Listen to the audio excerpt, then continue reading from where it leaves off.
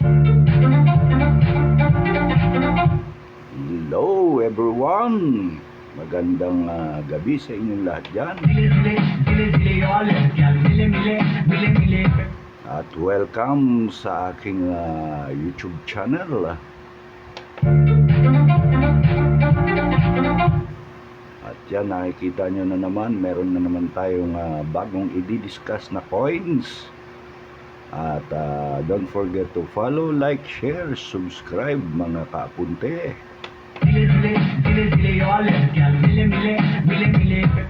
Alright, so ngayon guys, at yun, unang-una maraming salamat at dun sa mga makakapanood nitong ating video, mag-ingat-ingat po tayong lahat at medyo masama ang panahon sa ating kapuluan. Medyo may bagyong nananalasa na naman at ganun pa man guys, at meron tayong i-discuss ngayon yung 25 cents no na Juan Luna 1991 up to 1994 BSP series, at the same time yung kay Marcelo H. Del Pilar na 50 centavos din no, na with same year 1991 up to 1994, dahil mukhang bibihira ako nakakita nito ng mga nagbablog ng mga ganitong coins. At mukhang pinalad tayo dahil tayo may bahay na ikangay masipag na nakapagsubi at nakapagtabi nitong mga coins na to. At yun guys, itong vlog na ito inaalay ko sa aking darling. Okay, at siyempre love na love natin, mahalin natin ang ating mga asawa. Kaya mas maganda yung naglilibang tayo ng coins kaysa naman mga kapitbahay natin, mga asawa ng kapitbahay natin at mga kung sino-sino ang mapaglibangan natin, ha. Kaya ayun, disclaimer lang guys, at mas maganda itong coins ang paglibangan natin, hindi yung mga asawa ng kung sino may mga asawa, ha. At yun, at simulan na nga natin guys yung ating pag-i-evaluate dito sa mga coins na ito. At ito guys, at simulan natin ito. Ito nga pala ay ang features nito, no. Ito ay ginawa dito sa Pilipinas at mga inisyo ng Central Bank of the Philippines. Okay, ayan, papakita muna natin para makita mo. Ayan, ayan siya guys. Ayan, ayan. I hope medyo na kikita, no, medyo nakakaduling, ano. Ayan siya, 1991 siya. Okay, ito 1991 ba siya o 1994? Nagkabali-baliktad. Pero yan from 1991 up to 94 yan guys. Dahil kanina medyo tingnan nga natin. Alin ba yung 91 at 93? Ayun, dali lang ha guys. Nagkalabo-labo, hindi ko na-check. Okay, so ito yung 91, ito yung 93. Ayan, 93 dito pa. So ito ano to? Ayan, ito yung 92 at yun ang 94. So ayan, ito guys, yan. So yan, makikita nyo yung coins na yan guys, no, napakaganda, no. At medyo pinalad tayo at meron pa tayong natirang ganitong coins. At ito nga palang Juan Luna 25 coins na ito guys, ay gaya nga ng sabi ko, ginawa dito sa Pilipinas at inisyu ng Central Bank of the Philippines. Ito ay may years na 1991 up to 1994. So may 4 years siya na mininted from 91 to 1994. At may value siyang 25 centimos, 0.25 PHP. with a currency of piso, 1967 date. At ang kanyang composition ay brass at meron siyang bigat na 2.24 grams with diameter of 16 mm, thickness of 1.4 mm, may shape na round. Yun. Technique niya is milled, orientation, middle alignment, at ito ay na-demonetize guys noong January 2, 1998. Yan. So, na-demonetize agad siya, no? So, parang almost 8 years lang siyang tumakbo sa sirkulasyon. Okay. At ayan ang kanyang obverse guys.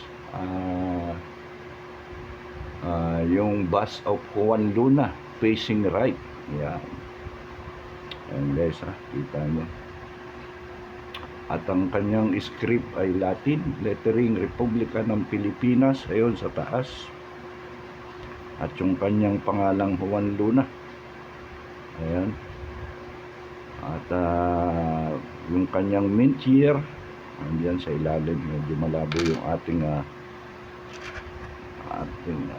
iyan. Medyo hindi makita na maigi guys. Naglolo ko yung ating camera ulit. Ayan. Ayan guys. So yun makikita nyo Juan Luna. Okay. Andito sa may right side yung kanyang pangalan. Ayan. At ito ay na-mint noong 1991 itong hawak ko. At ang kanyang edge is yung kanya palang reverse naman guys. Ayan. Nakakalimutan natin yung reverse, no? Ayan ang kanyang reverse. Ayan, 25 centimo na may nakasulat na Graphium Idiodis. Ayun, Graphium Idiodis. Ayan yung pangalan niya dan guys, yung mga dito. Okay, hindi natin na masyado na yung kanyang reverse, no? Ayan 25 centimo at saka dito nakapangalan yung Graphius, no? Idiodis, Graphium Idiodis, at saka yung kanyang butterfly na yan yung tinatawag nilang Graphium Idiodis, Philippine butterfly. Yan. Ganda, no guys? At may edge siya na plain. At siya ay na-mint dito sa BSP Security Plant Complex ng Quezon City, Philippines, 1975. Yun. So, tignan natin na ngayon kung magkano na ang value ngayon itong 1991 na Juan Luna 25 cents. No? At ayon yan dito kay Numista, ang kanyang percentage, o ibig sabihin yung mint na ginawa niya, yung nagawa niya is 26%, no? 26%, halimbawa sa 100, 26%, marami-rami yun, di ba? Marami-rami rin yung na-minted, almost 1/4 ng 100. So marami-rami to itong 1991. So ang very fine value niya na sa ngayon is nasa 14 pesos. Ang extra fine is 14 pesos. Almost uncirculated is 24 pesos, and uncirculated nasa 50 pesos na. Okay, so dito naman tayo ngayon sa 1992. Okay, so dito sa 1992 guys, halos parehas lang naman sila ng ang i-discuss na lang natin dito ay kung ilan ang percentage niya. So itong 1992 is merong na ginawa na 27%, no? So konti lang ang diferensya, yung isa 26, ito naman siya 27%, yun ang kanyang frequency. At the same time, itong 1992 na to ay may very fine value na 16 pesos ngayon, at saka yung kanyang extra fine is 19 pesos. yung ika nga yung kanyang anong tawag nito, yung kanyang extra fine, yun, almost uncirculated niya is nasa nasa 25 centavos, and uncirculated is nasa 63. Okay, so dito naman tayo sa ika nga 1993. So tuloy-tuloy lang tayo dahil pare-paras lang naman yan, sa year lang sila nagka iba, at the same time yung kanilang value, no, at mintage. So itong 1993 guys is 14% lang. Ito ang medyo pinakamababa sa lahat na ginawa, no. So meron lang siyang 14% na minted, at the same time frequency. At ang ayon lang sa numista, na value lang niya is yung verified. Bukod doon, iyon lang ang kanyang value sa ngayon na inilagay ni numista, yung verified na 19 pesos. Yan. At siya ngayon ay may pinakamababang frequency na 14% lang. So ibig sabihin, ito yung semi hard to find, at ngayon ay hard to find na dahil ika nga siya ay wala na sa sirkulasyon. So wala ako nang masyadong nakikitang nagbablog nito ngayon guys na kumpleto itong ganitong set na to, na from 1991 up to 1994. So yun guys, at least nakuha niya na. Meron siyang 14% lang na ginawa dito sa atin, no? 14% lang ang kanyang frequency at yung minted niya. At the same time, ang value niya ngayon sa numista, ang verified ay nasa 19 peso. Pero tataas pa yan dahil alam nyo naman, dahil nga yan ay wala na sa sirkulasyon at na-demonetize na. So ibig sabihin, kahit ako hindi ko po ibibigay ng basta-basta yan ng magkano lang, no? Lalo na't ganyan na medyo fine condition pa yung aking mga coins guys, no? Hindi natin pakakawalan yan, aalagaan pa natin yan. Pero kung kayo ay desidido na magkaroon, dahil ako ngayon guys ay meron pa naman akong available na 5 set niyan, both, no, yung 25 cent na nitong 1 Luna at yung 50 cents na Marcelo H. Del Pilar, nakukuha naman natin sa mabubuting usapan yan guys, basta kayo legit na buyer, no? At ika nga matutuwa ako dun sa best offer nyo. Pairan nyo ng maganda, wag nyo naman baratin guys, ha? Yun, medyo operan nyo na maganda ang coins natin, dahil ito naman iririgalo lang naman natin doon sa aking may bahay na talaga nagtiyaga na ika nga mahilig din siyang mag-collect ng mga coins. Ayun, nalaglag na. So pangalawa na nalaglag. So doon naman tayo sa 1994 guys, no? Ito ata yung una nalaglag kanina. Okay, ayan. So 92 lang to sample, nandun nalaglag yung 94 natin, pero kompleto yan guys, at marami pa tayong stock yan. Ayan, sa 1994 naman, ang kanyang mintage, ito ang pinakamarami, no? Kung ang mga 91 is 26, ang 92 is 27, at ang 93 is meron lang 14%. Ito naman ang pinakamarami ang ginawa itong 1994 guys. So, ito yung parang lumalabas na pinaka-common. Pero na lang kung may mga may mga error siya, may mga depekto, no guys, no? At ayon nga kay numista, may 62% siya na frequency at minted. At the same time, yung kanyang good condition is nasa 7.60, at yung very good condition niya nasa 760 rin, 7.60 centavos, pesos. 16 pesos naman yung sa fine, yung verify niya is 16, at yung extra fine 33. At doon sa almost uncirculated niya is nasa 44 pesos na, at yung kanyang uncirculated naman is 50 pesos. Pero yan ay based doon kay numista, pero para sa akin hindi ko siya bibitawan ng ganito guys, no? Dahil ito wala na po ito sa sirkulasyon, hindi na po ito umiikot sa ngayon, kaya medyo talagang ika nga iniingatan na natin. So yon, best offer nyo na lang kung ano yung ika nga may o-offer nyo, dahil may 5 pa akong set na pwede ko namang ipamahagi pa at ma-event at ma-share sa inyo. Ngayon dito guys sa sa 50 cents ni Marcelo H. Del Pilar na ito, at wala pang nung trinate ko dito kay numista, wala pa siyang siguro wala pang nag-submit, no?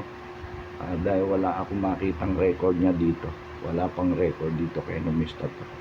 Itong 1991 up to 1994, no? At medyo dinoble check ko na, triple check ko na, at talagang wala pa siyang record itong 1991 na Marcelo H. Del Pilar up to 1994, no? So wala pa akong maibibigay na details sa inyo, at yun lang, medyo kung kayo ay medyo interesado na magkaroon ng ganitong paunahan na lang kayo. At siyempre kung sino yung may best offer na pwede kong ma-o-operan at magugustuhan ko, talagang sure na bibili nitong mga coins na to. Sabi ko nga sa inyo, may 5 set pa ako. Siyempre yung pang-anim sa akin na yun. At may siyempre may reserva pa akong pang-isa. Basta yung available ko guys, yung ito, yung set nito na 25 cents at itong 50 cents, meron pa akong meron pa akong 5 set niya na ganyan din ang condition.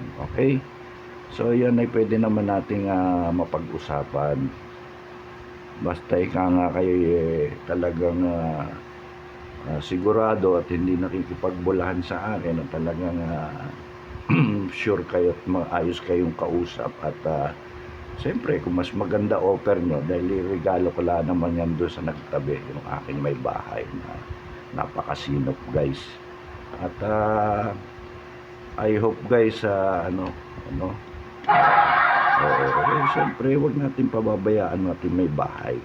Kaya ika nga kung sino yung mga kung gusto nyo yung ganitong coins na available pa naman dito sa akin onan, pwede naman nating pag-usapan natin yan. Pwede nyo kung i-PM dito, or pwede kayo mag-comment sa comment section, or puntahan nyo ako sa aking FB group, sa Apunte, sa FB, no? At yun yung aking main doon main page is yung John Mac, pero doon nyo ako puntahan sa Apunte, no? Yung Apunte group, at doon tayo pwedeng mag-usap-usap with regards dito. Okay, so I hope nabigyan ko kayo ng konting ika nga idea with regards dito sa barya. At ito pa pala ika nga mga nabubuhay pa yung mga ganitong barya. Actually 30 years na ngayon yan 30 years to 26 years, dahil ika nga yung 1991, so ibig sabihin 2024 na tayo ngayon, so ibig sabihin may 30 years na. Yung 1994 minint na siya ng 2026 na. Okay, 1996, almost 26 years na pala siya sa ngayon. So yun, kaya medyo medyo may edad na rin tong mga coins na to guys. At yun lang guys, I hope magkita-kita ulit tayo sa next ko pang mga video. At God bless sa inyong lahat. Maraming salamat. Apunte guys.